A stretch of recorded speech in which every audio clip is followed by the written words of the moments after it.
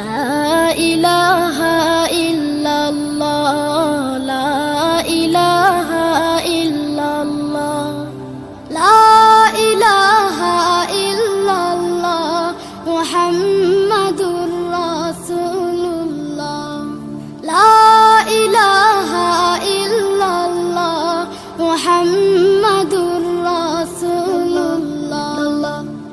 কোনো খালিক নেই তুমি ছাড়া, কোনো মালিক নেই তুমি ছাড়া, কোনো মাবুদ নেই তুমি ছাড়া, কোনো মাশুক নেই তুমি ছাড়া।